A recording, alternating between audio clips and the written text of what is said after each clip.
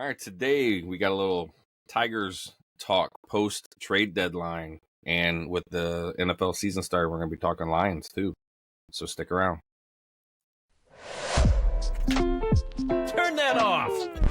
It's time for No Pad Sports Talk. Stay tuned as two brothers bring you the latest from your Michigan teams and beyond in hockey, baseball, football, and more. Let's get started. Here are your hosts, JD and Steve. Welcome to another edition of No Pad Sports Talk. I am one of your hosts, JD. And I'm Steve. And as you heard earlier, it's been a couple of weeks since we talked. Yep. So we haven't got a chance to talk about the actual MLB trade deadline, specifically with the Tigers. Exactly. And now, of course, we're starting to get pretty busy. I mean, we got the football season starting too, so it's going to be rather busy for us. So you figure here, September you got playoff push for MLB. Yep. Right. Yep. I wouldn't say that not for the Tigers, but not for the Tigers, but it's the playoff push for the teams that are going to be in the playoffs. Yeah. And this is week 1 of the preseason for the NFL. Obviously, last week we had last Thursday they played the Hall of Fame game, but so that's technically the opening week for the preseason. But so let's start with the Tigers, and where they're at. I will tell you, I was so hyped about. I know you were. About what the Tigers, what the possibilities for the Tigers were. I was so excited about what I thought they could get. I've never seen you so excited about an MLB trade deadline before. Yeah, like I was on it, like things like the article, and I was throwing stuff at you, and I'm like, what do you think of this? And what do like just trying to get your feedback on it, right? Yeah. And it had me enthralled, and whoever the Tigers PR person is that dropped all those, maybe it was just false information, because I think I read something that said that the Tigers were never close to trading.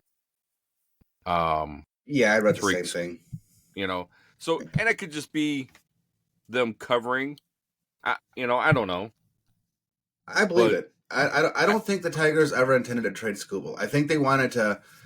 You have to be an idiot not to listen, right? And so I think they were listening, but I don't think they had any intention of you said Skubal. that early, right? Yeah.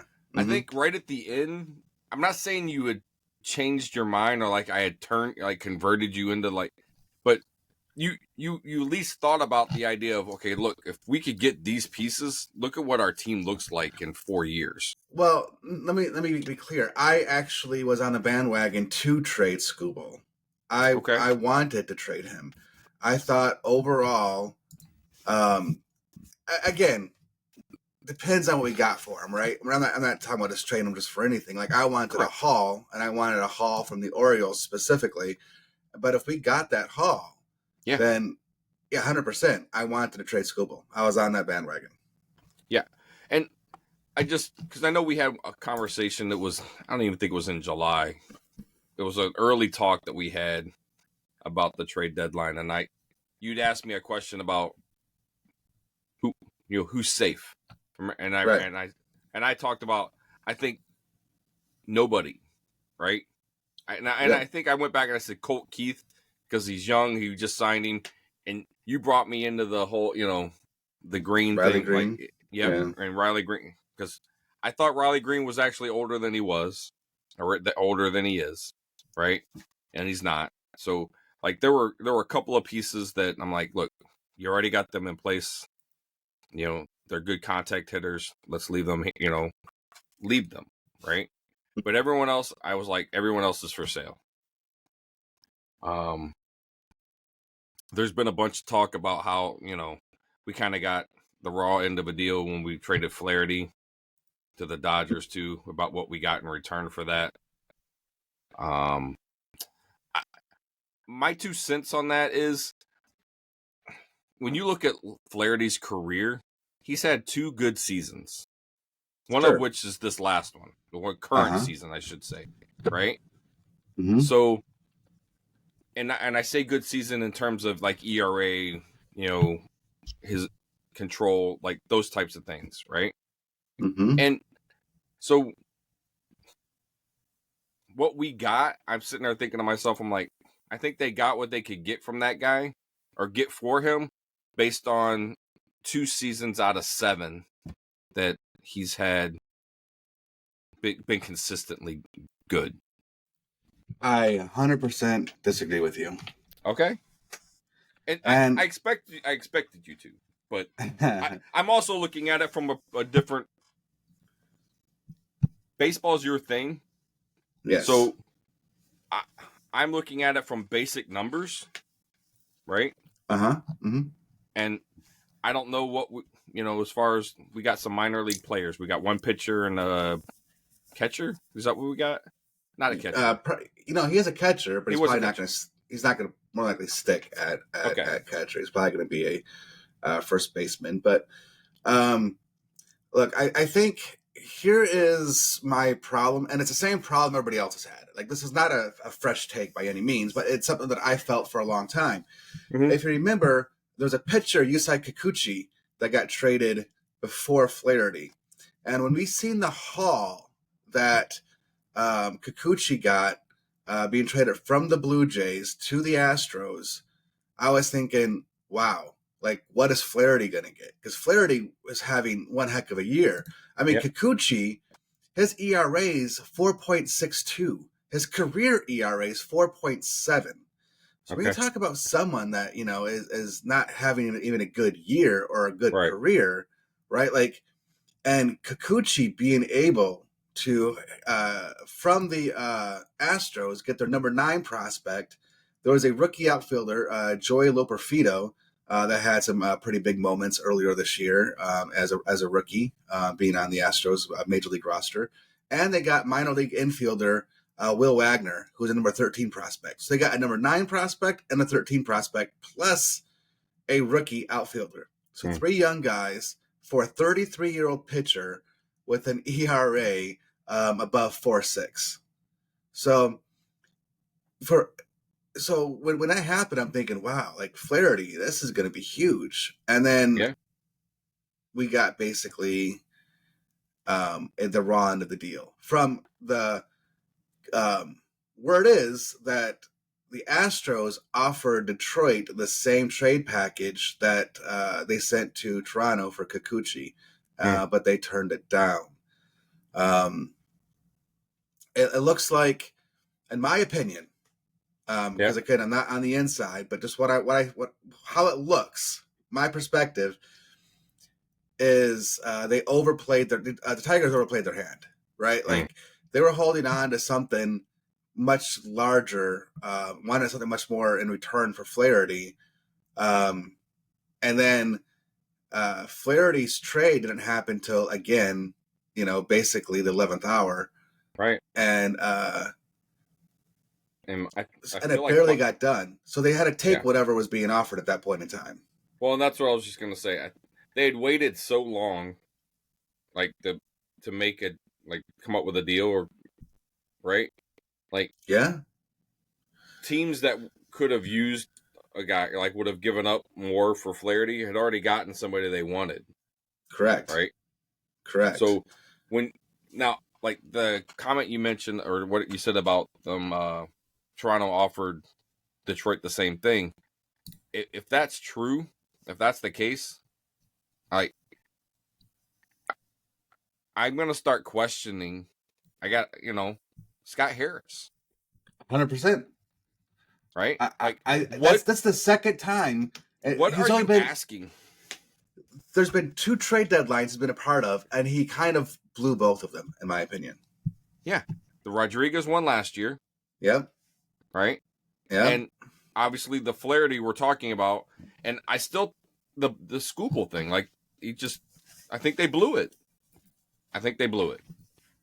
I'll just say that Um, I I'm not. I mean, okay. Um, how do I put this?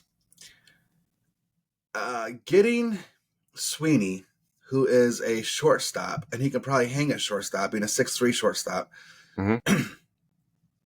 He was a first round pick from the Yankees, a number of years ago, like in 2018 or something. And and at the time, he was thought of as like the next great shortstop. And so I do expect Sweeney to be on the roster sometime this year because, again, we don't have a shortstop. We talked about that since, It's true. preseason, right? Yep. Spring training. We're basically saying that there is nobody in the pipeline right now that we can count on at shortstop because Baez, you can't count on Baez. I mean, like there's nobody. So yeah, getting Sweeney, excuse me, is like a stopgap. He's not the answer, but he's kind of like a stopgap. And this Lorenzo guy, look, I've been saying for a long time that Dodgers have an influx of catching prospects, and I wanted Tigers to trade with the Dodgers to get one of their catching prospects. I've been saying that since the beginning of the year, right? You were saying that last year. And but this is not the guy I wanted. I'm sorry. It's just look, everybody talks about how he can be like a pretty good bat, right? Like his bat is gonna play, and he's gonna be a great hitter and all this kind of stuff. And maybe he will. I'm not. I'm not the best scout out there, obviously, right? Like if I was, I'd be an actual scout. You'd be a scout, right? I'm only saying I'm not sold on him. All right. I know he went from like California, Rancho Cucamonga to the Midwest. And I understand that the ballparks are different. So I understand why there was like a huge, supposedly, I guess you could say, there was a drop in his batting average. But he was only batting 220, right? This year, he was batting 220 with a 344 on base, 356 slugging. Even the slugging is even extremely low. And this is a guy that's supposed to have like a good hard contact, and his slugging's only 356. Now, since he's been with the Tigers organization for 7 games, his batting average is 318, on base of 464, and slugging of 591, an ops over 1,000. Yeah, that's fantastic, right? That's only 7 games, small sample size. We'll see what happens. But ultimately, I'm not sold on this guy. I don't even, like I said before, I don't think he's going to hang a catcher. So where is he going to play? Kerry Carpenter is kind of our DH. Torkelson supposedly still going to be our first baseman, and this guy has nowhere to go. Yeah. So I'm kind of curious about what happened. Like, do they not believe in Torkelson, and that's why they're kind of getting insurance for Torkelson? Or I is thought it about that? Like, I don't know. Anyway, that's just some thoughts went through my mind. I don't know what's going on. The guy is, 20 years old. He'll be 21 here shortly. Actually, he's 21 now. Sorry. In June, he turned 21. And then, but he's 21 in high A. So not even double A yet. Right. So again, I want to see what he's capable of doing before I jump on this bandwagon. Sweeney could be a pretty decent stopgap. I don't think he's going to be the answer. And then we got this Lorenzo guy, and we'll see how he develops. But again, I'm not sold on him. Right. So overall, I think we got a pretty raw deal. And yeah, like you said, we have to start questioning, like if he screwed up 2 trade deadlines in a row, like what's going on? Like, what's happening? Well, exactly. So, speaking about Tigers and what they've done since the trade, right? So they brought Yeah, up Dingler, right? yeah, yeah, Catching yeah, prospect. yeah. So where do you? Obviously, again, small sample size, but how do you think he's been doing since he's been called up? So, look, catching is a tough position and to play, and we've been talking about how it's so much harder to hit going from AAA to Major League Baseball now. So he's not doing great, but it's a small sample size, like you said. He's Yep. got 3 hits, but out of the 3 hits, he's got 2 doubles. That's Right. encouraging, right? A catcher getting 2 doubles. Correct. So, but I'd say right now, I'm okay with it. Like Yeah. I'm okay with what he's done at this point. Only Yep. playing 5 games, 16 at bats. I'm Yep. okay with where he's at. Yeah. I do not. He I mean, you have wasn't to remember. the you weren't really sold on as a catching prospect to begin with. Right? You weren't high. I shouldn't say you weren't high on him. Right. I was Right. not. I was So not. I just and as a former catcher, I wanted you to talk about him in general, specifically, because he did get the call because what was it, Carson Kelly we traded, right? Yep. Yep. So as soon as that Carson Kelly trade went down, the next day they called up Dingler. Yep. Um, Now I've been wanting them to call up Dingler for a while now because, yep. again, you don't know what you have until you bring him up to the major leagues and see what he is, right? So you have to. But anyways, so I'm trying to remember, like you were talking, I think about like his shortcomings, I guess is the best way to say it, was like his just behind the plate piece. Yeah, I mean, it sounds like he calls a good game. Again, look, Okay. I don't. It's a lot of the stuff you have to kind of like have inside info to kind of realize exactly like how he is as far as with handling pitchers and all that kind of stuff, right? Like but so I know what's coming out about him, and everything has been positive. Like the way he is, his interaction with the pitchers, the way he handles pitchers. They have a lot of respect for him, and and from again everything coming out saying he calls a good game. But there's a lot of other defensive metrics, like framing and all that kind of stuff that he needed to improve on, and he has improved in the minor leagues.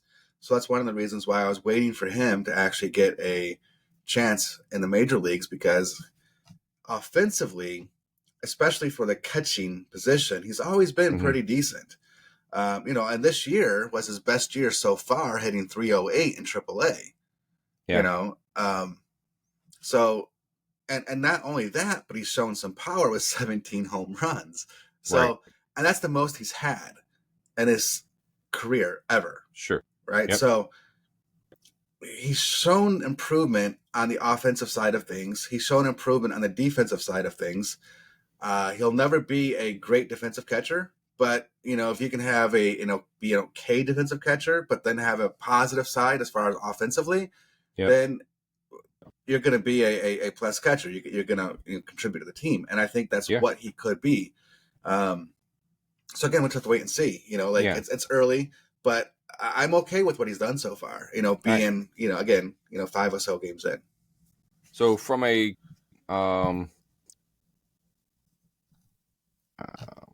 batting average standpoint for a catcher, if he's batting in the 220s, is that going to be is that what you expect from catching prospects, or is that something like you want to see more, or you just what? Where do you think his ceiling is? I guess. My guess is in the major leagues, his ceiling's probably going to be, well, again, we're talking about ceiling, not what I think he's going to do. His ceiling's probably going to be around 260. Oh, okay. All right. I think that's probably the best that he can do is about 260. All right. again, I'm not saying that's what I think he's going to do. I think that's the best he could do if everything works out right as far as who he Sure. is. I think he could be a 260 hitter, have somewhere around maybe a 350 on base, and maybe hit 15 to 20 home runs a year, and that would be pretty good for the catcher position offensively. Okay. All right. But again, that's ceiling. Absolutely. Well, and we talk about what the Tigers look for anyway, right? It's just about getting on base, right? They're looking for people. They're looking for base runners because you got that base runners if you're going to score. So they're not necessarily looking for power. Not necessarily, but but what they really do want is they want someone that's capable of, like being smart at the plate. Don't chase pitches and don't get a lot of swings and misses. Like that's what they want ultimately. So like right now, Jake Rogers, the other catcher on the Tigers roster, right? He's batting 191 this year. Okay. Last year he batted 221, but what made him kind of effective last year was he batted 221 but had 21 home runs.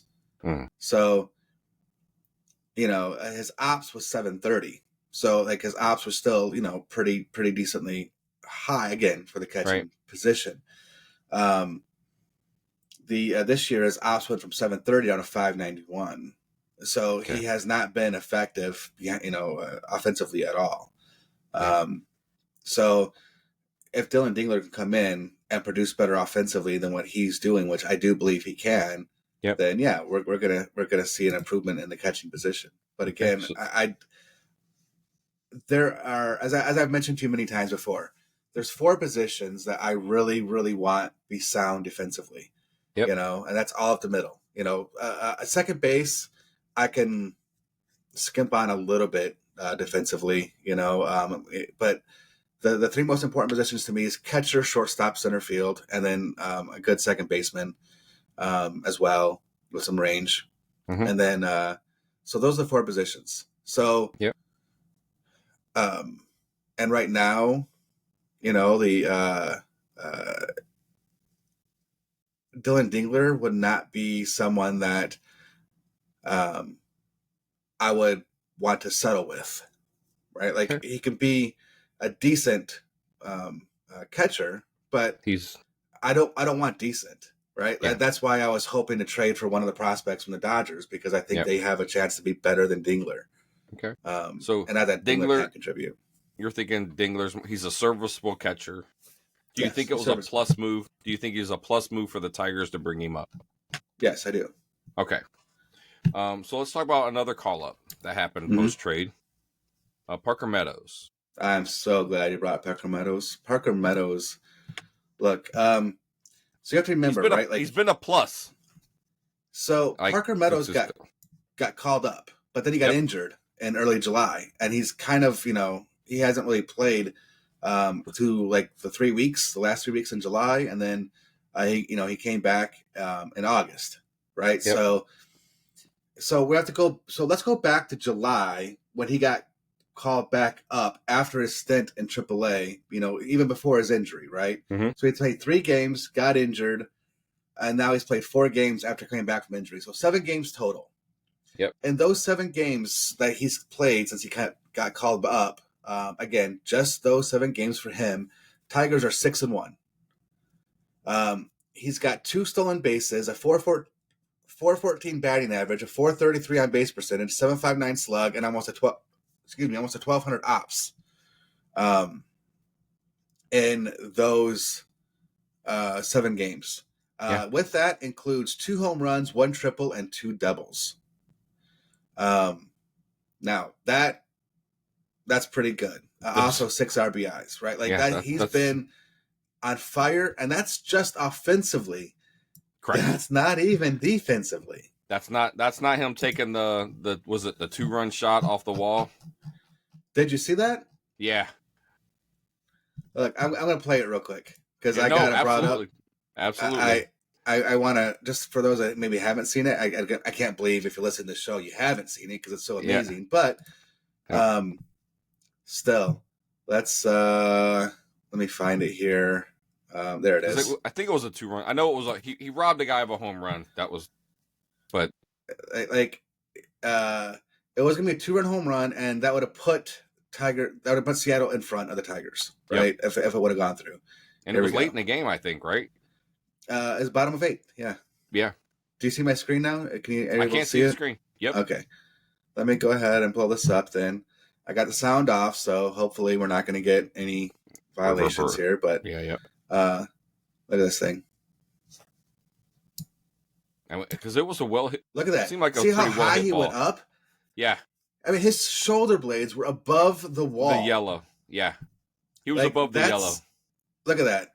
Yeah. The disgust on the batter's face was awesome. Oh. He was like, oh, all right. Well, let me just go back to the dugout. That was insane catch, right? Yes. Love that catch. That was great. So just the body control, because he didn't really if you look at it, he didn't run into the wall. I mean, he went to the wall, elevated, right, and made that catch. It wasn't one of the. So just the awareness of where he was when he hit the warning track, right? Yeah. And his ability to to stop, make that play, and get up and elevate like that was phenomenal. Yep, 100%. And so we have a pretty good defensive center fielder. I think we can go ahead and agree on that at this point. Correct. Right. And now looking at the team, we have Riley Green, probably a keeper, Colt Keith, keeper, Kerry Carpenter, hopefully he comes back, and continues, slugging like he was, there we go. I think Matt Vierling at this point is definitely a keeper. He's one of the guys that's highest for ops right now. And he's second on the team in home runs. I don't expect that to continue. I mean, I think some, other people is being called up now, like, Colt Keith or whatever. I think Jace Young, when he gets called up, he has a potential to hit more home runs than Vierling. But at this point in time, Vierling's, second on the team in home runs, only behind Riley Green. And, the thing I like about, well, I'm sorry. The thing I love about Matt Vierling. Matt Vierling. Mm-hmm. He's such a utility player. He's versatile. Absolutely. Right? Like, he can play everywhere. So having a guy like that who's good at the plate, right? Yeah. And you can put anywhere, like on any given day, right? And he's pretty good running the bases too, just FYI, right? Yeah. Like he's a plus on the base paths. I like a Matt Vierling. I love a guy that you can just say, hey, I need you to play first base today. Hey, I need you to play third base tomorrow. You're going to play out in right field, right? Like, has the ability to play the corners, can play the outfield, right? Those are the type of players you need on your team, right? Yeah. So you're not having to try and figure out, okay, I got to balance. I can only keep so many, right?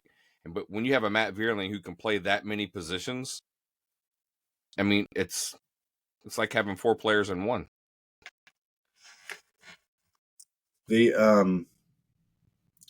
But this is where I think Tigers need to figure something out, right? And I'll say this because just listen to the players right now. You got Winfield Perez, Kerry Carpenter. Again, we're talking about in the future, so next year when he comes back.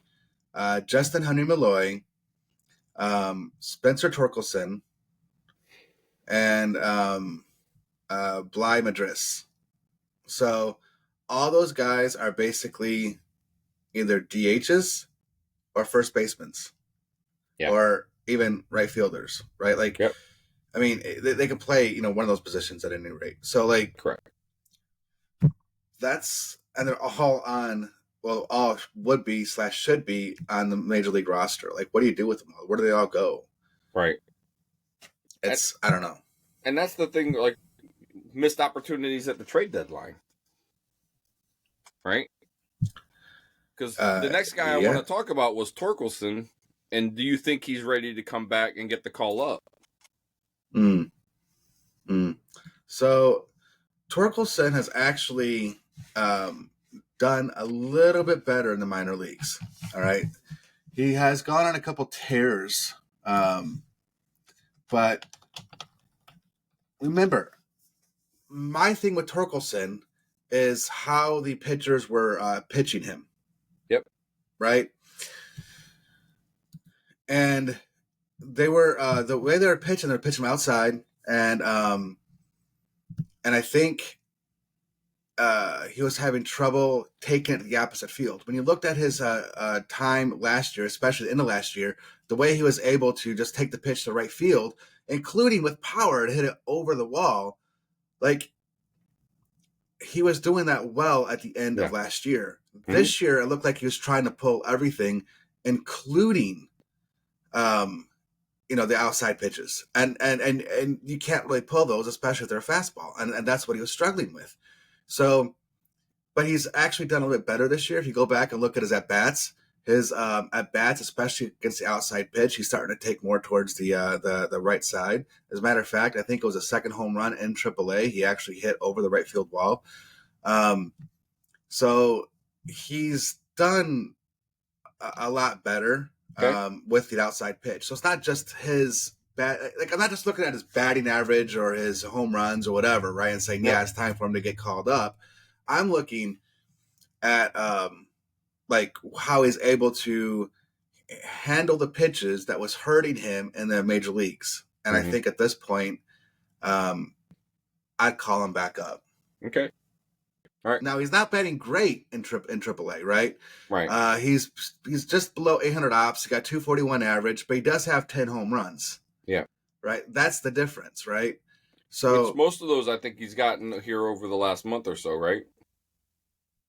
Right. That's correct. Because when he first went down, he was last week. I think he hit 2 in one game, including a grand slam. Yep. So, all right, so since we're still talking about Torkelson, and like you said, you don't just look at batting average, you're looking at a bunch of different stuff. So he struggled not just with the outside pitch because he wouldn't take it, opposite field, right? Mm-hmm. But his exit velocity. So he wasn't hitting the ball hard, right? Or was it not hitting the ball hard? But he also couldn't hit. He was missing out on fastballs. He couldn't hit the high speed fastball. Anything that was 94, 95 mile an hour or faster, he was not able to hit. Right. Yeah. Yeah. So have you? And I get he's at the minor league level, but have you seen a difference in those types of pitches, or his exit velocity? You've seen a little bit of a difference when it comes to fastballs that are high velocity fastballs. But again, you're talking a lot of times in AAA, you got guys throwing in the low 90s, right? They're not hitting that upper velocity stuff. Yeah. So they're hitting 92, 93, right? Right. And that's something that Torkelson was able to hit anyways. That's not what he was struggling with. So you have to take that into consideration. But ultimately the answer is yes. When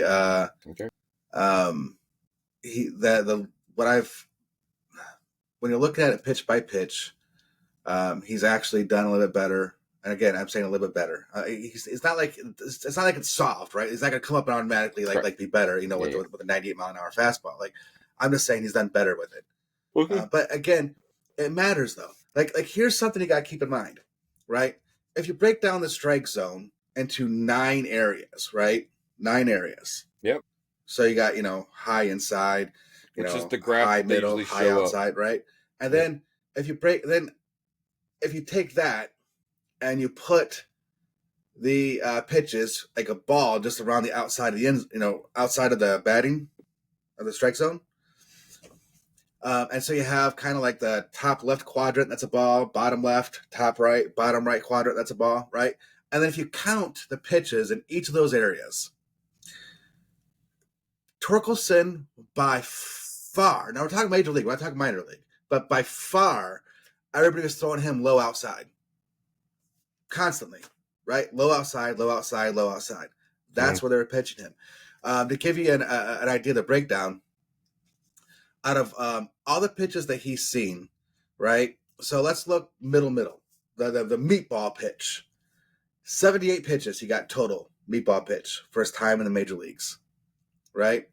Okay. So if we start high and inside, 47, 65, 54, 53, 78, 57, 34, 52, and 60.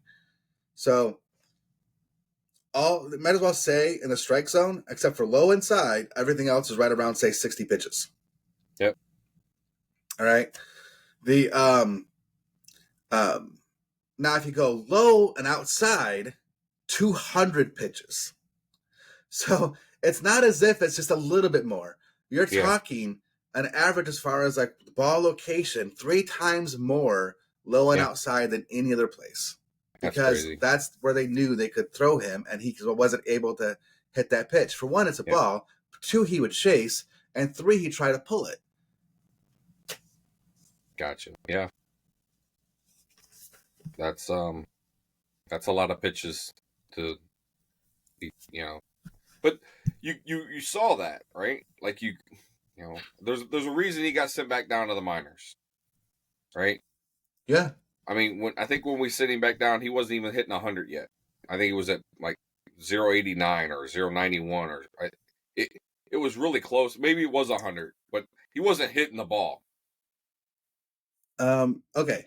Here's something else. All right. In 2023, Torkelson against the fastball was batting 270. In 2024, Torkelson against a fastball batting 178. Almost 100-point difference. 100-point difference. Yeah. Yes. But the difference is, though, too, it wasn't even that he was whiffing at it.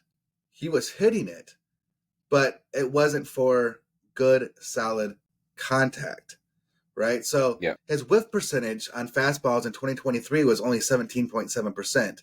And in 2024, 17.9%, a 0.2% difference, right? Yeah. So again, not bad, right? Like as far as like whiff percentage, right?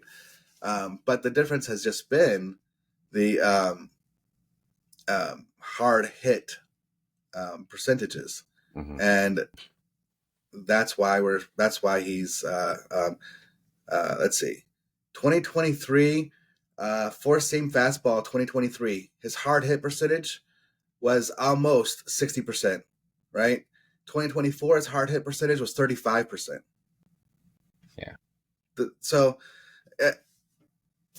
again, this is what I'm talking about, right? Like it's the fastballs that has ultimately sunk him this year because of the location of the fastball. It's low outside. He's trying to pull it, and you can't pull a 90-some-odd mile-an-hour fastball low outside. Okay. So I believe that's kind of where the Tigers are right now, right? They're winning some, they're losing some. I know they're still under 500. I think they're 3 or 4 games under 500 right now. Yeah. And that's kind of where I think how they're going to finish. They'll probably be 4 or 5 games under 500. I'm hoping that they call up some more young guys at this point, right? Well, I think you would need to, right? If you're already not going to... I don't see them making the playoffs, so why not see what you have out of these young players at the end of the season? I think they need to, but that's not the way that they've typically done it. Like if you think about it, last year they could have brought up some players like Parker Meadows. They didn't. Yep. Right. And this year they could bring up Jace Young. I hope they do. I want to see what Jace Young is capable of doing, but they probably won't. So someone like Ty Madden, I know Ty Madden hasn't really done great and this year in AAA, but still, like, I want to see the guy. I mean, because you're probably going to rely on players like Ty Madden next year, anyways. Yeah. So let him get let him get a little whiff of the MLB. Just Right. again, why not? Like 20 games in well, I mean 20 games for a pitcher. I mean, you're talking more like maybe like four starts isn't really going to Mm-hmm. make or break him. At the end of the year here. So Right. Okay. yeah. Well, let's put a pin in that because we could be talking Tigers baseball probably for another 6 hours. I really, really could. So yeah, but we got to talk some Lions here. So yeah, let's make that transition over to the Lions. So they played. They had their first preseason game. Mm-hmm, mm-hmm. None of the starters played. So let's just start there, right? Well, there's be I think a couple starters on defense in the secondary played. Okay. But yeah, For the most part, that's kind of where that ended up, right? Yeah. You didn't see Goff. St. Brown didn't play. Montgomery. Like offensively, Mm-hmm. your guys didn't start. That's correct. Right? I think the and none of the big names on defense either. Yes.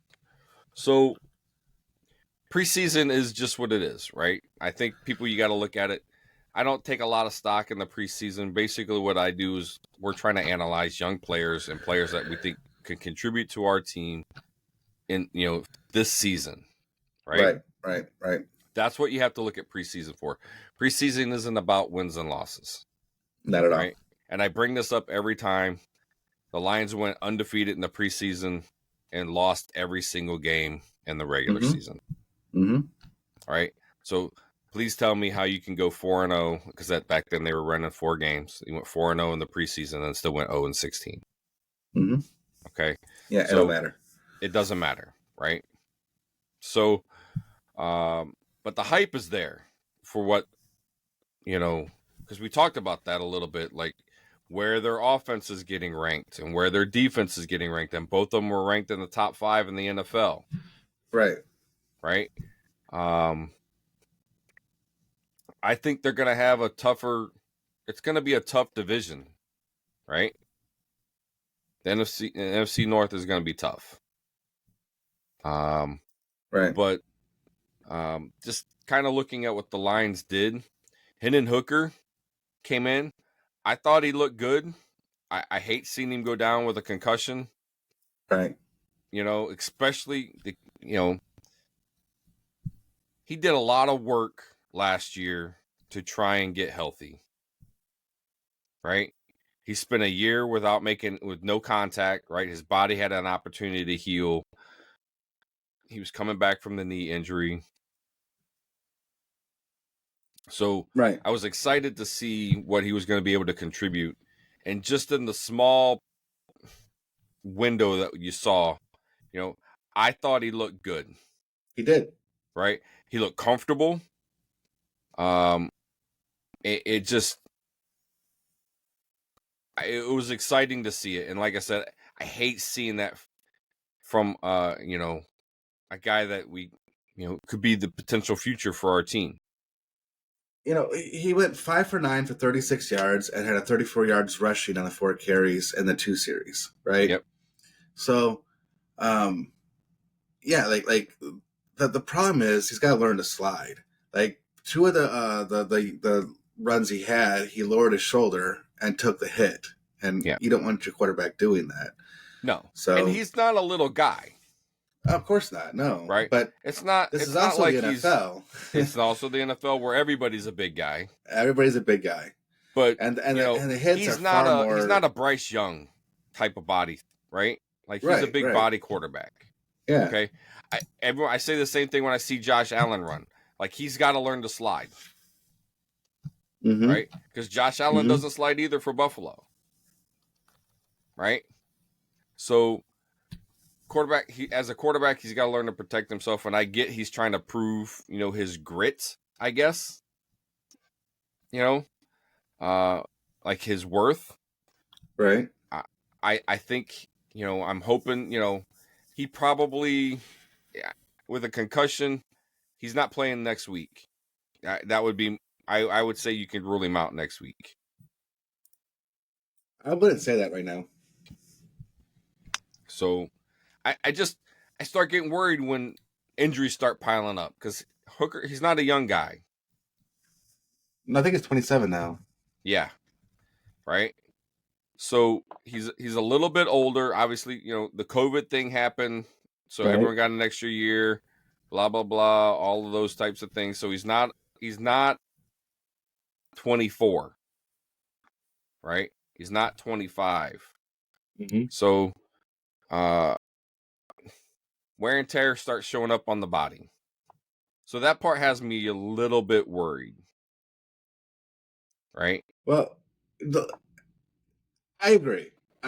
But I just want to point this out for those people that might have forgotten just how good he was in 2022 playing with Tennessee before his injury. Right. Yep. You're talking about a guy that was a Heisman hopeful, and Absolutely. in 2022, in 11 games, he completed 70% of his passes. He already had over 3,100 yards passing. His yards per attempt was 9.5. And he had 27 touchdowns to just 2 interceptions. The year before, he played 13 games, played basically the full year. He had 31 touchdowns to just 3 interceptions. Like, his ratio has always been really good as far as touchdown interceptions. Oh, I was excited when they drafted him. I knew he wasn't going to play last year, right? Yep. Mm-hmm. But I thought I'm like, hey, right? Golf gives you what he gives you, but he's been winning games. Yep. Right? He's conservative. That's great. Let's go win games. I'm okay with that. Mm-hmm. But just the quarterback position is evolving, right? And it's evolving obviously all the way down to the high school level, and it's through college. And you're not that they don't exist, the drop back passer, right? The guy who can just sort of manipulate the pocket, they still exist, right? Right. But the quarterback of today in college, the majority of them are dual threat quarterbacks, right? And if at some point NFL teams, that's who you're going to have to draft, which means you got to revolve your offense to fit that play, that quarterback. You can make a square peg fit in a round hole, right? But it's easier, to modify your offense to fit what the player does well.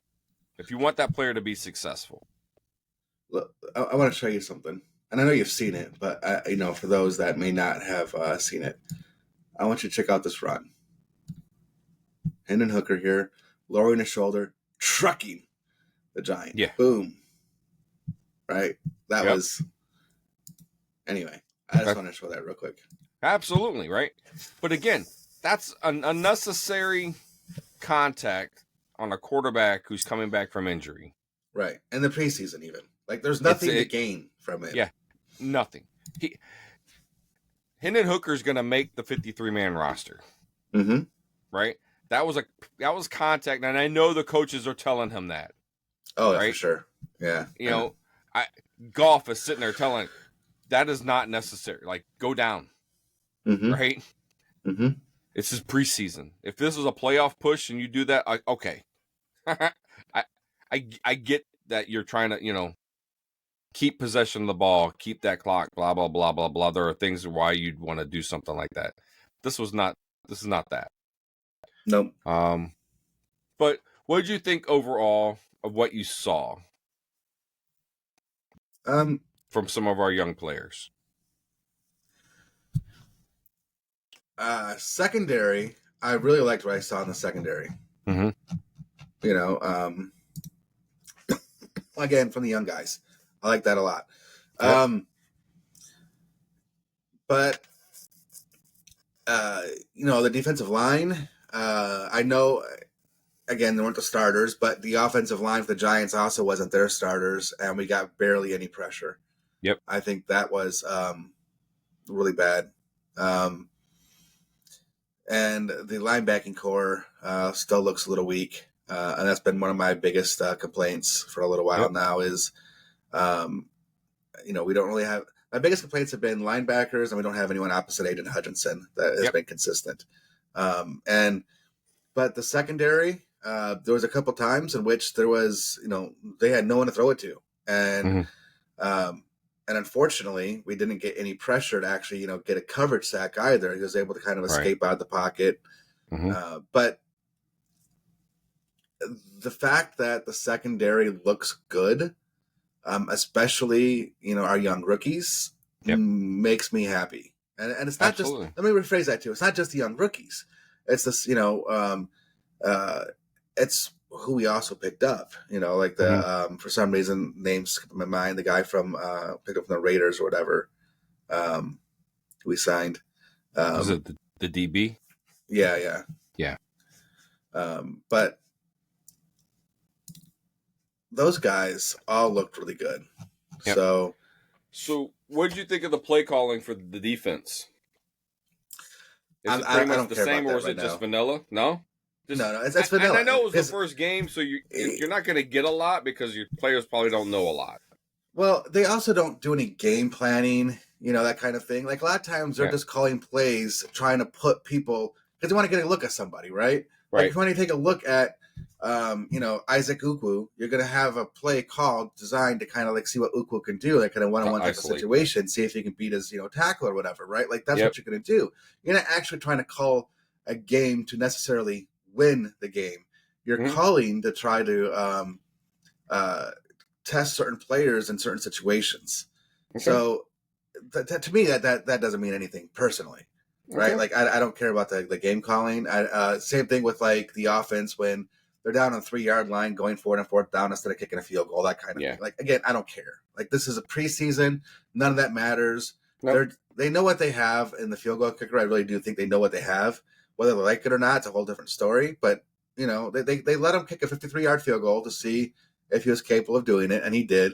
And but the little short ones, I don't think they're worried about it. Like who's going to get more experience? The field goal kicker kicking a 30-yard or 25-yard field goal, or offense trying to go for it on 4th and short at the goal line, right? Like who's going to get, better at that point? Well, the offense is going to get better at that point. So who cares when they kick a field goal?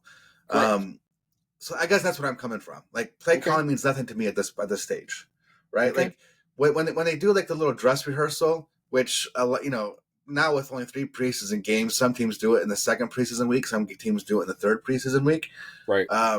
But when they kind of have like the dress rehearsal where they actually play their starters for a possession or two, that's when we can actually start looking at play calling and judging the starters in that type of environment. But otherwise, no, I'm not going to say anything about it because I don't think it means anything.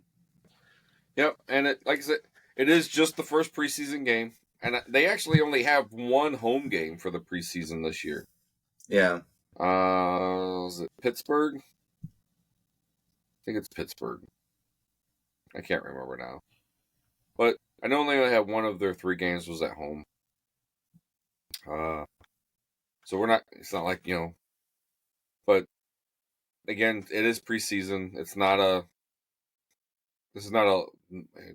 do or die kind of moment, but it is for some of the young players, right? Right. Mm-hmm. It's not, but as far as wins and losses, it's not do or die.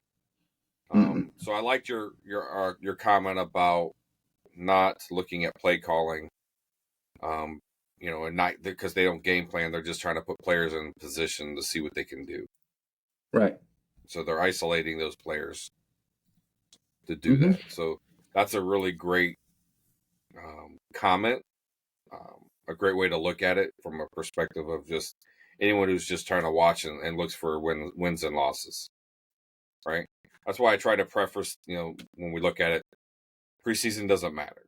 Not in wins and losses. Not in wins and losses. Matters in preseason. What matters in preseason is filling your roster with 53 players 54 if you carry your emergency quarterback right now. But 53 players that you're going to be able to rely on and count on through, 18, 19 weeks. Just the regular season. Like a long time ago, because, I'm old, but like a long time ago, I remember I can't remember. It was one of the armed forces teams in college. I can't remember if it was like Army, Navy, whatever. I can't remember who it was. Mm-hmm. But I remember watching a game, and that team I'm speaking of was down by 7 points. They scored a field goal right at the end of the game. We're talking like maybe no time left or 1 second left, but basically it's, that was it. And that team goes for 2. And the announcer basically was saying, again, I'm not quoting him, but he said something along the lines of, this may not be the smartest football decision, but ultimately the coach isn't trying to make football players. He's trying to build them for something that means more, right? Trying to make them into some sort of like soldiers, right? That's what they are. That's what they're there for. They're basically soldiers, right? Or not basically, they are soldiers, excuse me. Mm-hmm. But the,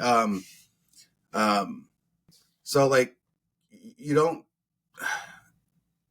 teaching them something different. You're not, again, it's a teaching moment for those type of players. And I think that's how I look at the preseason for the NFL. It's not about wins and losses, about the teaching moments. It's about like that, right? Like, so that's why I don't really care. The only thing I care about is how basically players measure up one-on-one. Did they win or did they lose their one-on-one matchups? That's all that matters to me. Yep. So, I know we're pushing on an hour here, but I want to talk about the new kickoff rule. Okay. Yeah, we need to do that too. And from what you saw and what I saw, what do you think about it? What's your opinion? So far, I mean, I've only watched the Lions game for preseason, right? Yep. I want to put that out there right now. I haven't. There's a lot of real life stuff that came up. I haven't had a chance to watch a lot of the other preseason games, and plus, I'm still watching baseball. So, like, it's been difficult for me to kind of catch any more preseason games. So, again, my exposure is limited. I just want to, put that out there. But right now, what I'll say is, I'm okay with it right now because I think it's going to lead to more returns overall. And in the past, it's just basically like, why are we even doing a kickoff? It just goes in the end zone. They just, pick up the ball, put it in 25, and you just take it from the 25. Like, there's no reason to even do the kickoff. It's like, and it just stalls the game so much, right? Because you get the touchdown, you kick the extra point, they go to commercial, you come back to the kickoff, go to the commercial, right? Like, it just slows it down so much, and it meant nothing to me for so long. At least now, though, I'm thinking that it would mean something to get some sort of action, get us a little bit of a return, some run back stuff. Like, I'm okay with that. So I want to see how it works out. I'm cautiously optimistic at this point, but I think it's probably going to be better than what it was. I'm not saying it's the best it could be, but I think it's better than what it was. Yeah. So the play was basically irrelevant. The kickoff. Yes. Right? Leading up to this year. And I'm excited to see more kick returns. Right? That's an exciting play. It can be, absolutely. Right? I mean, it's electrifying. It can turn a game around. Yes. Right? It absolutely can. So I just find that I feel like they might have overcomplicated it. Right? While trying to make the play safer and relevant at the same time. Right? So it's the way the defense and the offense, like the way the kicking team and the receiving team have to line up, right? So the only people that can move are the kickers and the 2 returners. Right. Right? Mm-hmm. And the fact that the ball has to fly and hit inside the 20, right? And then, or if it hits outside the 20 and then it rolls into the 20 and they down it, like they get it at the 40, so those big leg kickers, for Justin Tucker, right? Like I watched him, and he's frustrated about it because he just kick it through the end zone every day, right? Like the guy he's got a freaking leg, right? So him trying to kick it, you can't just squib it and it dribble down and go inside the 20 and it's a good play. It can't fly into the end zone, right? Because then you get it at the 30. So like there are so many different variations of what this is, and it's not, hey, the ball is kicked and now you can run. Like the kicking team can't even move. The guys on the line can't even move until the ball has been either hits the ground or it's been touched by the receiving team. Right. Right. So what does that do? In theory, what that does is it has made it safer because you're not going to have those major collisions. Yeah. Right. But I also look at it as they're still moving down 30 yards, right? So in a 40-yard dash, when they run them on the 40 times, they're topping out by the 40, right? They're still accelerating, in that 30, but they're almost at top speed by the time they hit 30 yards. Sure. Right? So those collisions are still there. Right? The difference is, the receiving team players and the kicking team players are only 5 yards apart. So, like, those collisions aren't going to be as great, right? Because you're only picking up speed from that point. But yeah, it's different, right? So, like, when I saw it when the UFL, I'm like, hey, that's not a bad idea, So I have to. It's going to be it has to wear on me, right? But I do think it makes the play relevant. And it's going to allow for more kickoffs. It's just boring to see it fly into the end zone. It is. It was just like another way for them to get more commercials, and it just sucked. It was. Like, there's no reason to watch it. The only thing I'll say though that I don't like is I don't like how it has to land inside the 20 because it does take away the squib kick. That's another. That was used in some sort of strategy moments, right? Trying to prevent the kick returner, from. So like, and that I don't like to notify. Yeah, exactly. Well, and the other thing you have to notify them. Hey, I'm going to kick an onside kick. Right, because there's no surprises like in the Super Bowl, the first kickoff in the second half, the Saints did, right, and they caught the team off guard. Yeah, come on now, and it was exciting. That's strategy. Right? Like I think strategy. I don't like that. Of all the things that they did with the kickoff, that's the one thing about kickoffs that I don't like. I shouldn't have. You're tipping your play. I get that, but the way they line up now, you have to, right? Because otherwise, ball has to go 10 yards. Like according to current rules, and so your guys have the advantage. The kicking team have the advantage. Then to go recover, only have go 10 yards. So I totally get it. 100% understand why they have to do it. But I still think there should be other options. And they can only do it in the fourth quarter. The onside kick. Mm-hmm. And if they're behind. But it's just. I don't think there should be any stipulations on it either, personally. But yeah, well, exactly right. The onside kick is just I don't know. Now that kind of make the onside kick irrelevant because you just won't see it, right? So there was the options. What was in the UFL? If instead of kicking it, they could go and do a fourth down play. It was like 4th and 15 or something. 4th and 20 or something like that. It was quite long. It was, right? Yeah. So, to make them run a play like that instead of doing the onside kick. I was going to say the same thing. Right? So if I have to announce to you that I'm going to run an onside kick, let me just say I want to do a 4th and 15 play. like they did in the UFL? 4th and 12. Just an Oh, it's FYI. I had fourth to and look it 12. up. Okay. Yes. I knew it was more than 10. That's why I went with 15. I just thought they did an every 5-yard thing. But so if you do a 4th and 12 or 4th and 15 play from where you would kick the ball off, and you get it down to that point, come on now, it's like an onside kick anyway.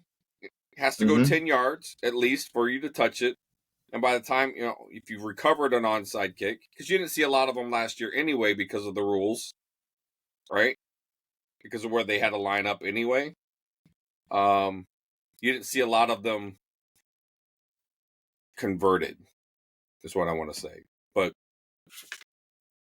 there's some good things about the new kickoff rule and some things about the kickoff rule I don't like. So Right. I think that's just going to be the way it's going to be with pretty much anything. But yeah, bottom line is there's new things happening. Watch the preseason for the players that you see, right? Look at your young talent, right? Those second string, those third string, those fourth string guys, those the guys that are barely hanging on, right? Those are the people that are going to be working hard out on that field for you to try and make your team. And all the teams, they're not just trying to fill their 53-man roster. They're trying to, who are they going to be able to waive and then clear waivers and then put on their practice squad? Right. Right. Yeah. So they got to clear waivers to do that. So they might not even get the players that they want, because they get picked up by another team during the waiver wire. But it's going to be a good year. I'm going to give you my over under, I guess, for the Lions. Okay. All right. I'm going to go. They're going to go over 10.5 wins. Yeah, I'd say that's for sure. Okay. In all, I think they're going to go 12-7.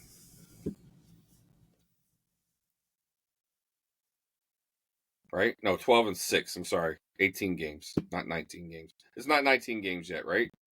Or is it 17 games? I can't. It's been a long day, and I had a couple of drinks. But anyway. Yeah. So they go 12-6. I'm thinking this year. It's hard to say. I'd like to see more preseason action, really, but yep. I think they're going to win at least 11 games. I think the max they'll win this year is 13. The bottom's 11. So it'll be somewhere between 11 and 13. Okay. I don't want to actually put out my prediction yet because I want to see more before I do. Because ultimately it's like this, right? There's two main well, let me rephrase that. There's three main focuses I want to watch this year to see exactly how good I think the Lions are going to be. Number one, the guy that's going to make or break us this year, again, it's not a hot take, but it's Jared Goff. Is he going to regress, stay the same, or get better? Right? That's what we have to know. And the team's only going to be as good as what, Jared Goff is. If Jared Goff is bad, the team's going to be bad. But if Jared Goff stays the same, then that's what I'm going off of by saying they'll win at least 11 games. Mm-hmm. But if he gets, if he's better, then I think Jared Goff can, help us win, 13 games. Yeah. So primarily Jared Goff is the key.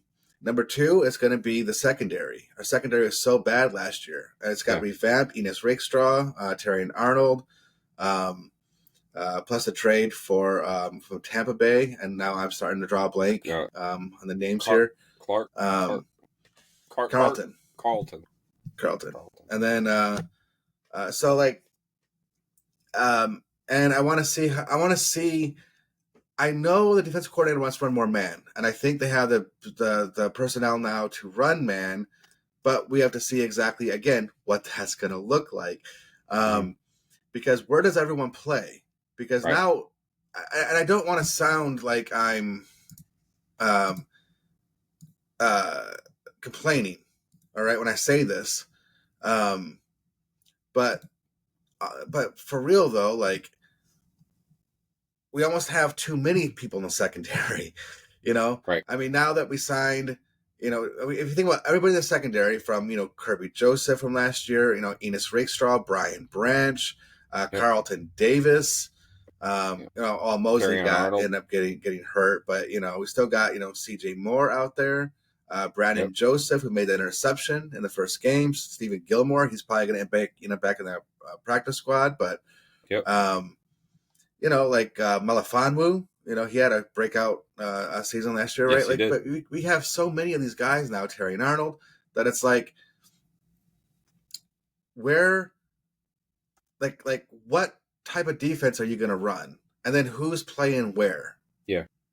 I guess that's ultimately what I want to look at, right? Like if because Rakestraw is supposed to be more of a nickelback, but he could play outside, but he's supposed to be more of a nickelback.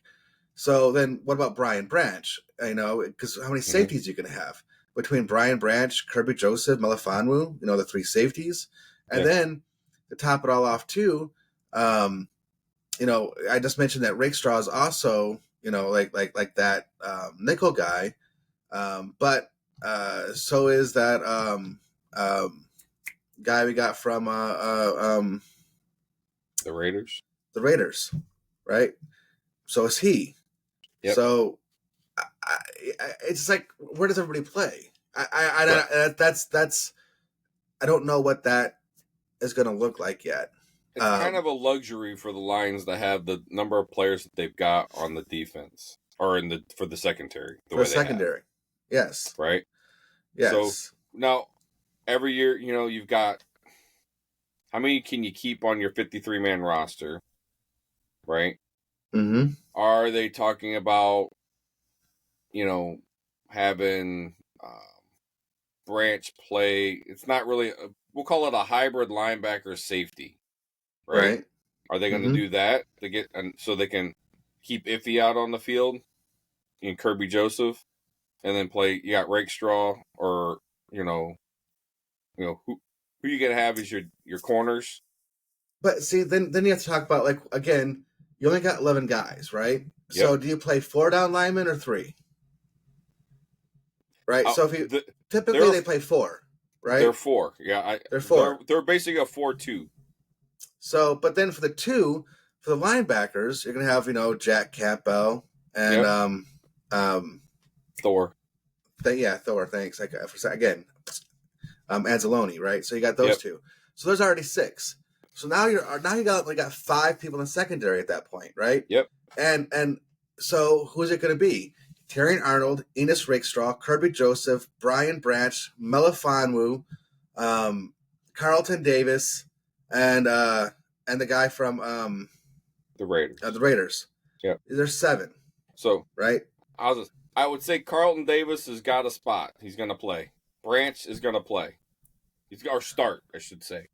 And Arnold's going to start. And Arnold's going to start. So he'll start opposite Davis. So who you're saying is probably another quarterback? I think it's going to be Arnold and Davis starting. Yes. Okay.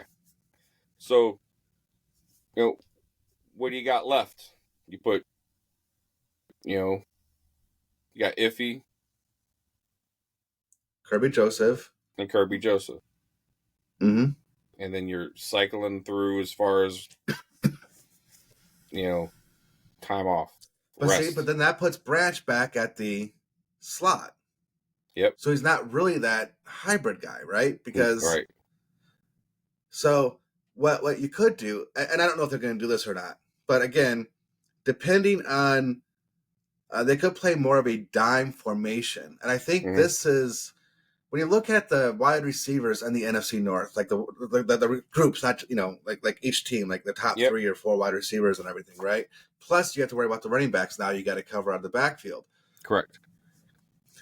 I know Lions are basically a 4-2, but what if they looked at running more of a dime instead of a nickel and going more of a 4-1, right? because then in the 4-1, then you could have Branch more in that hybrid role, right? Branch could be, because again, the guy is, as he hits like a linebacker, He right? does. So what if you have him more of like if Campbell takes a big step forward, which we're all hoping for this year? What if you had Campbell, and plus he's supposed to be a better coverage linebacker than Anzalone from just pure talent, right? Like he Yep. was pretty good in college. Like you kind of expect him to, hopefully be able to cover as well in the pros. So if you have Jack Campbell in that type of formation in a dime, and then put Brian Branch there, then you can then bring in Enos Rakestraw, To play the who slot. seems to be a baller. Again, everything coming out of camp is just like the guy is just insane right now. So, right, like, Yeah. so then Brian Branch would have the task of either the probably the running back out of the backfield, because you probably want your bigger guy being Campbell on the tight end, right? Yep. So I don't know. I'm just throwing stuff out there, right? Like I don't really Well, no. know what So their formation is going to be. Yeah. So you took the words kind of out of my mouth. About the Jack Campbell. If he takes a big step forward, that allows them to play a little bit differently on defense, right? And have they can still have their 4-man front, because even with our defensive line, we're a 7-player rotation, right? Yeah. So you got those 7 players. Your linebacker core, you probably got 3 or 4. And with the number of DBs that we get, like it's just we're going to be pretty good on defense. It's just about where you're going to play them, how are you going to utilize them, and without trying to tip your hand with player personnel, right? Like early in the season, it's not going to be that big a deal because they're not going to know, hey, you're subbing this guy in because this is the defense you're running, right? Because you're going to be playing more run if you Brian Branch and you have him down in the box. You know what I mean?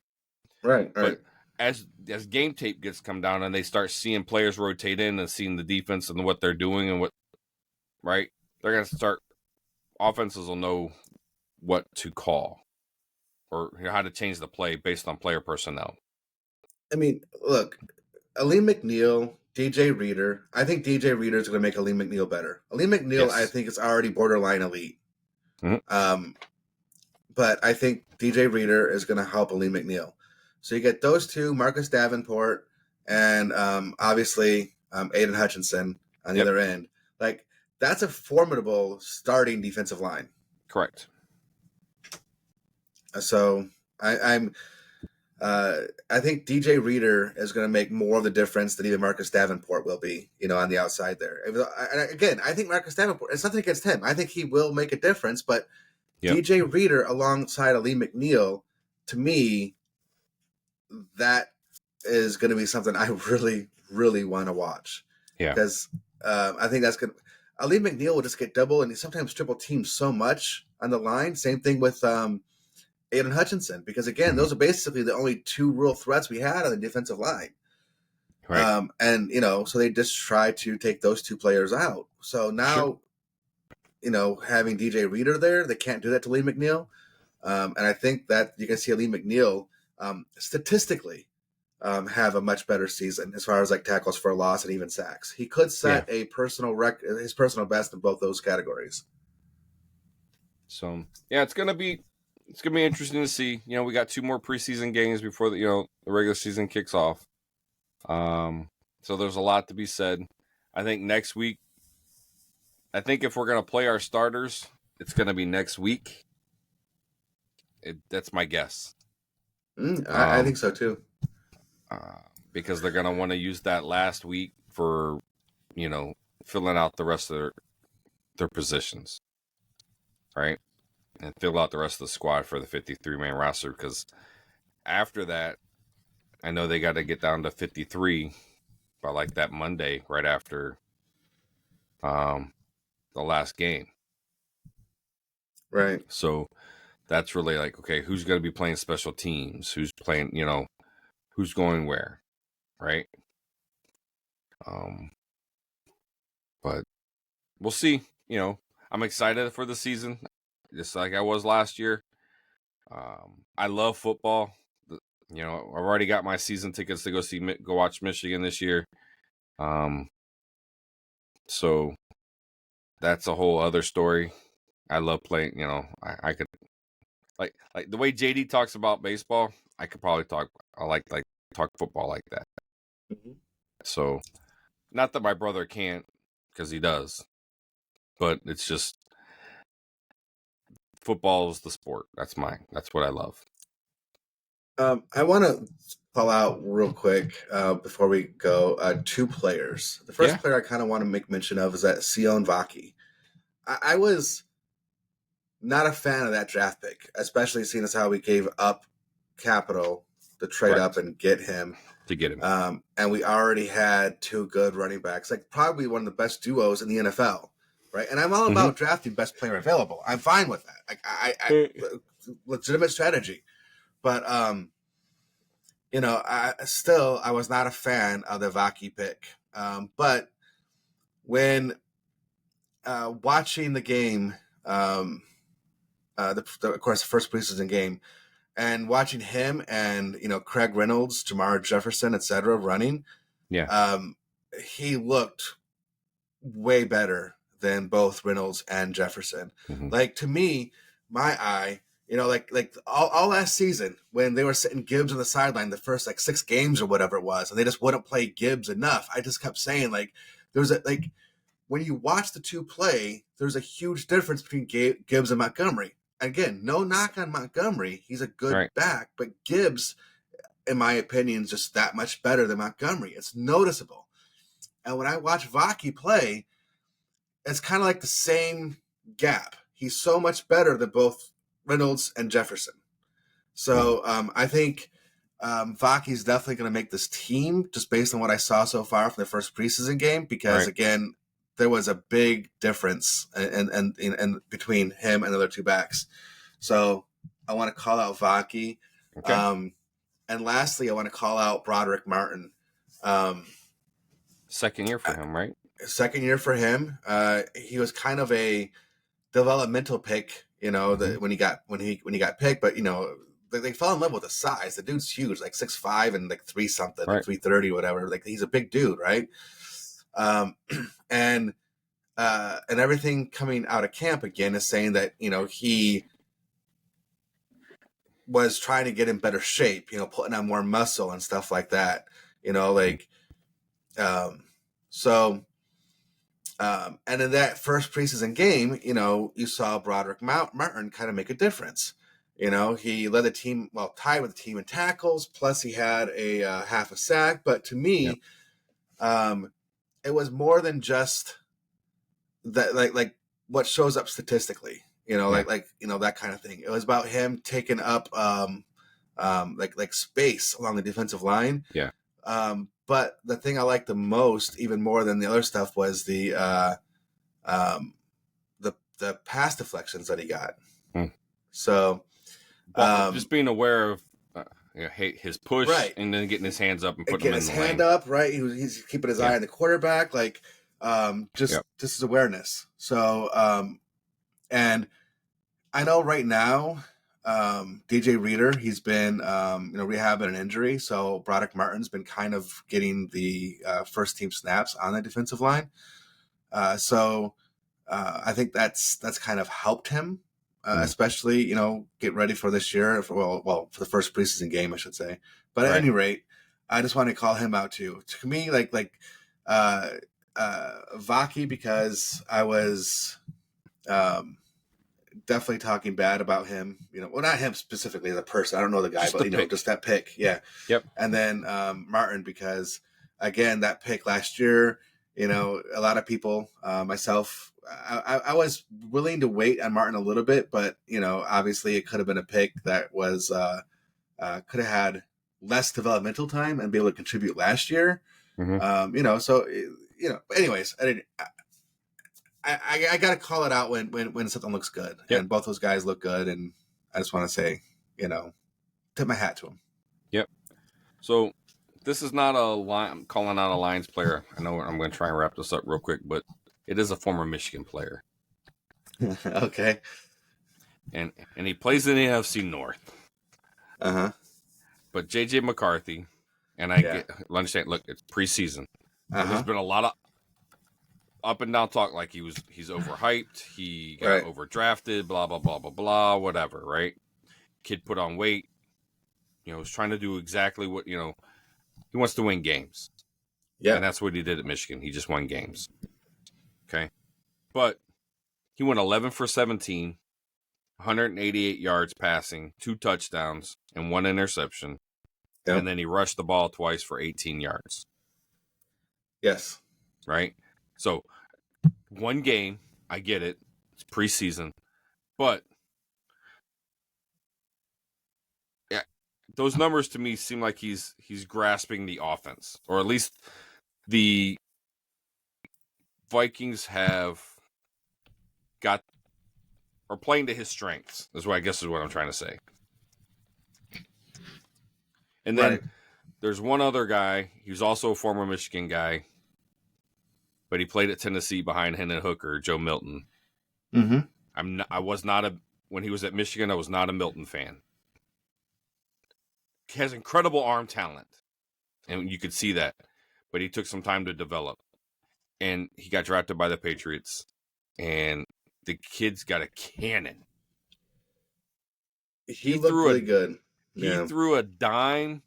I was just to me, it was like 105-mile-an-hour fastball hitting the catcher's mitt. That's what he threw. And that pop, like if he had hit a mitt, you would have heard that pop. But man, he looked good too. So just wanted to, there's a lot of great talent. Nate Wiggins looked great in Baltimore. I mean, in one series, he had 2 pass breakups and three pass defendants in one series. They went right at him, and he just says, "Nope, not going to happen here." So there's a lot of great talent that got drafted, and I'm excited to see how these young players develop. The one thing I'll say is that J.J. McCarthy interception was a pretty bad throw, but other than that, he didn't lead the defense really well. The defense actually played him, but you're right though. I mean, he's a rookie. Yep. He's going to make mistakes. The rest of it looked good. Yep. He threw a lot of bad interceptions in Michigan too. I'm not going to lie. He absolutely threw a lot of bad interceptions. Okay, throw the ball away. It's okay, right? And that's the one thing I think he doesn't grasp very well, is that it's okay to throw the ball out of bounds. Throw it into the dirt. For sure, but he will. And he will. But he's also not expected to be the starter. No. Sam Darnold will, at least at the beginning of the season. At least at the beginning of the season. Him up. Yeah. So, which is also a good thing. But, just some shout outs to, some other players. Yeah, for sure. So, but yeah, thanks for everyone that stuck around for the, hour 88 minutes that we're 89 minutes that we're pushing here. But it's a lot. It's been 2 weeks since we spoke to talked to you guys and had a chance to do this. So there's a lot that's happened. There's not even a lot. There's still so much more that we need to cover. But we do our best to get to you guys as soon as we can. But yeah, real life comes up, but we do appreciate it. Let us know what you think. Send us messages, but we'll, again, we say it every single week, but we'll definitely try to, put out more content. We're looking forward to it. We like doing this. Just, can be difficult sometimes with real life stuff happening because it's not our full-time job, obviously. Yep. So at any rate, we do appreciate you guys paying attention, listening, sticking around to the end. And we'll talk to everybody later. Yeah. And if anybody out there wants us to do this full-time, give us a call. We're available. We are available. All right. Talk to you guys next time. All right. Bye. Thanks for listening to No Pads Sports Talk. Be sure to subscribe so you don't miss a single episode. While you're at it, help spread the word by leaving a rating and review wherever you listen to podcasts. Follow us on social media at No Pads Sports Talk.